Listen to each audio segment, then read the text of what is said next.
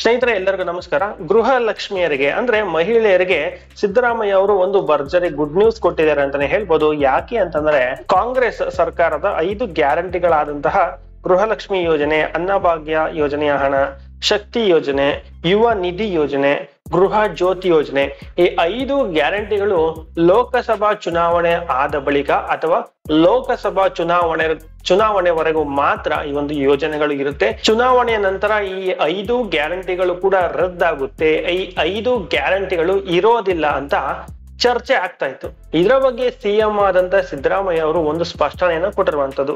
ಅದರಲ್ಲೂ ಮಹಿಳೆಯರಿಗೆ ಇದೊಂದು ಖುಷಿ ವಿಚಾರ ಅಂತಾನೆ ಹೇಳ್ಬೋದು. ಯಾಕೆ ಅಂತಂದ್ರೆ ಈ 5 ಗ್ಯಾರಂಟಿಗಳಲ್ಲಿ ಹೆಚ್ಚಾಗಿ ಮಹಿಳೆಯರೇ ಫಲಾನುಭವಿಗಳಾಗಿರುವಂತದ್ದು. ಸೊ ಎಕ್ಸಾಂಪಲ್ಗೆ ಗೃಹಲಕ್ಷ್ಮಿ ಯೋಜನೆ ಆಗಿರ್ಬೋದು ಅಥವಾ ಶಕ್ತಿ ಯೋಜನೆ ಆಗಿರ್ಬೋದು. ಅಂತಂದ್ರೆ ಉಚಿತವಾಗಿ ಬಸ್ ನಲ್ಲಿ ಪ್ರಯಾಣ ಮಾಡುವಂತಹ ಶಕ್ತಿ ಯೋಜನೆ ಆಗಿರ್ಬೋದು. ಈ 2 ಯೋಜನೆಗಳು ಮಹಿಳೆಯರಿಗೆ ಅಂತಾನೆ ಇರುವಂತಹ ಯೋಜನೆಗಳಾಗಿರುವಂತದ್ದು, ಅಂದ್ರೆ ಗ್ಯಾರಂಟಿಗಳಾಗಿರುವಂತದ್ದು. ಈ ಯೋಜನೆಗಳು ಕ್ಯಾನ್ಸಲ್ ಆಗುತ್ತೆ, ರದ್ದಾಗುತ್ತೆ. ಸೊ ಈ ರೀತಿಯಾಗಿ ಚರ್ಚೆ ನಡೀತಾ ಇತ್ತು, ವಾದ ವಿವಾದ ನಡೀತಾ ಇತ್ತು. ಇದರ ಬಗ್ಗೆ ಇವಾಗ ಸಿಎಂ ಆದಂತ ಸಿದ್ದರಾಮಯ್ಯ ಅವರೇ ಒಂದು ಸ್ಪಷ್ಟನೆಯನ್ನ ಕೊಟ್ಟಿರುವಂತದ್ದು. ಏನ್ ಸ್ಪಷ್ಟನೆಯನ್ನ ಕೊಟ್ಟಿದ್ದಾರೆ ಅಂತ ತಿಳಿಸ್ಕೊಡ್ತೀನಿ. ಅದಕ್ಕಿಂತ ಮುಂಚೆ ನೀವೇನಾದ್ರೂ ನಮ್ಮ ಚಾನಲ್ಗೆ ಸಬ್ಸ್ಕ್ರೈಬ್ ಮಾಡ್ಕೊಂಡಿಲ್ಲ ಅಂದ್ರೆ ಸಬ್ಸ್ಕ್ರೈಬ್ ಮಾಡ್ಕೊಳ್ಳಿ. ಹಾಗೆ ಪಕ್ಕದಲ್ಲಿರುವಂತ ಬೆಲ್ ಐಕನ್ ಕೂಡ ಕ್ಲಿಕ್ ಮಾಡ್ಕೊಳ್ಳಿ.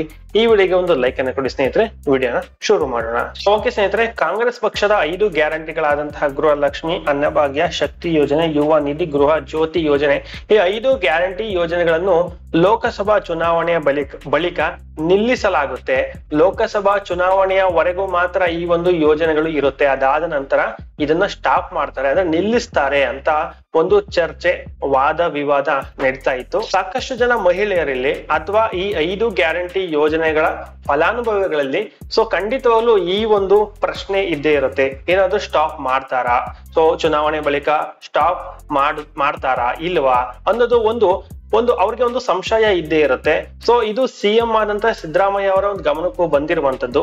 ಯಾಕಂದ್ರೆ ವಿರೋಧ ಪಕ್ಷಗಳು ಅಥವಾ ಸೊ ಈ ರೀತಿ ಆಗಿರುವಂತಹ ವಾದ ವಿವಾದಗಳು ಮಾಡೋದು ಸಹಜ ಆಗಿರುತ್ತೆ. ಹಾಗಾದ್ರೆ ಈ ಗ್ಯಾರಂಟಿ ಯೋಜನೆಗಳು ಸ್ಟಾಪ್ ಆಗುತ್ತಾ ಲೋಕಸಭಾ ಚುನಾವಣೆಯ ಬಳಿಕ? ಸೊ ಇದ್ರ ಬಗ್ಗೆ ಸಿದ್ದರಾಮಯ್ಯ ಅವರು ಏನ್ ಹೇಳಿರುವಂತದ್ದು ಅಂತ ನೀವು ಕೇಳೋದಾದ್ರೆ ಸ್ನೇಹಿತರೆ, ಇದ್ರ ಬಗ್ಗೆ ಸಿಎಂ ಆದಂತ ಸಿದ್ದರಾಮಯ್ಯ ಅವರು ಒಂದು ಸ್ಪಷ್ಟನೆಯನ್ನ ಕೊಟ್ಟಿರುವಂತದ್ದು. ಏಪ್ರಿಲ್ 12ನೇ ತಾರೀಕು ಅಂದ್ರೆ ನಿನ್ನೆ ನಡೆದಂತಹ ಕಾಂಗ್ರೆಸ್ ಪಕ್ಷದ ಸಮಾವೇಶದಲ್ಲಿ ಈ ಒಂದು ಸ್ಪಷ್ಟನೆಯನ್ನ ಕೊಟ್ಟಿರುವಂತದ್ದು ಸಿಎಂ ಆದಂತ ಸಿದ್ದರಾಮಯ್ಯ ಅವರು. ಏನ್ ಹೇಳಿದ್ದಾರೆ ಅಂತ ನೋಡೋದಾದ್ರೆ, ಲೋಕಸಭಾ ಚುನಾವಣೆ ನಂತರ ಗ್ಯಾರಂಟಿ ಯೋಜನೆ ನಿಲ್ಲಿಸುತ್ತಾರೆ ಎಂಬ ಅಪಪ್ರಚಾರವನ್ನು ಮಾಡುತ್ತಿದ್ದಾರೆ. ಆದರೆ ನಾನು ಕೊಟ್ಟ ಮಾತಿಗೆ ತಪ್ಪಿಸಿಕೊಳ್ಳುವವನಲ್ಲ. ಹಿಂದೆ ಸಿಎಂ ಆಗಿದಾಗ ಎಲ್ಲಾ ಭರವಸೆ ಈಡೇರಿಸಿದ್ದೇನೆ. ಈಗಲೂ ನಮ್ಮ ಸರ್ಕಾರ ಗ್ಯಾರಂಟಿ ಯೋಜನೆಗಳನ್ನು ನಿಲ್ಲಿಸಲ್ಲ, ಅದು ಮುಂದುವರಿಯಲಿದೆ. ಸೊ ಈ ರೀತಿಯಾಗಿರುವಂತಹ ಒಂದು ಸ್ಪಷ್ಟನೆಯನ್ನ ಕೊಟ್ಟಿರುವಂತದ್ದು ಸಿಎಂ ಆದಂತ ಸಿದ್ದರಾಮಯ್ಯ ಅವರು. ಸೊ 5 ವರ್ಷದ ಪೂರ್ಣಾವಧಿವರೆಗೂ ಈ ಒಂದು ಗ್ಯಾರಂಟಿ ಯೋಜನೆಗಳು ಇರುತ್ತೆ ಅನ್ನುವಂತಹ ಒಂದು ಭರವಸೆಯನ್ನ ಕೊಟ್ಟಿರುವಂತದ್ದು. ಸೊ ಈಗಾಗಲೇ 1 ವರ್ಷ ಹತ್ತತ್ರ 1 ವರ್ಷ ಕಳೆದು ಹೋಗಿದೆ. ಇನ್ನು 4 ವರ್ಷನೂ ಕೂಡ ಈ ಒಂದು ಗ್ಯಾರಂಟಿ ಯೋಜನೆಗಳು ಇರುತ್ತೆ, ನಿಲ್ಲಿಸೋದಿಲ್ಲ ಅಂತ ಇಲ್ಲಿ ಸಿಎಂ ಆದಂತ ಸಿದ್ದರಾಮಯ್ಯ ಅವರು ಸ್ಪಷ್ಟನೆಯನ್ನು ಕೊಟ್ಟಿರುವಂತದ್ದು.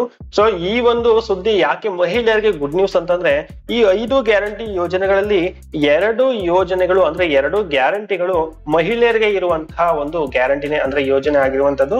ಗೃಹಲಕ್ಷ್ಮಿ ಪ್ರತಿ ತಿಂಗಳು 2,000 ರೂಪಾಯಿ ಪಡ್ಕೊಳ್ಳುವಂತಹ ಗೃಹಲಕ್ಷ್ಮಿ ಯೋಜನೆ ಆಗಿರ್ಬೋದು, ಮತ್ತೆ ಶಕ್ತಿ ಯೋಜನೆ BMTC ಮತ್ತೆ KSRTC ಬಸ್ಸಿನಲ್ಲಿ ಓಡಾಡುವಂತಹ ಶಕ್ತಿ ಯೋಜನೆ ಆಗಿರ್ಬೋದು. ಈ 2 ಯೋಜನೆಗಳು ಮಹಿಳೆಯರಿಗೆ ಇರುವಂತಹ ಯೋಜನೆ ಆಗಿರೋದ್ರಿಂದ ಇದು ಮಹಿಳೆಯರಿಗೆ ಒಂದು ಖುಷಿ ವಿಚಾರ, ಒಂದು ಗುಡ್ ನ್ಯೂಸ್ ಅಂತಾನೆ ಹೇಳ್ಬೋದು. ನಿಮ್ಮ ಅಭಿಪ್ರಾಯ ಕಾಮೆಂಟ್ ಮಾಡಿ.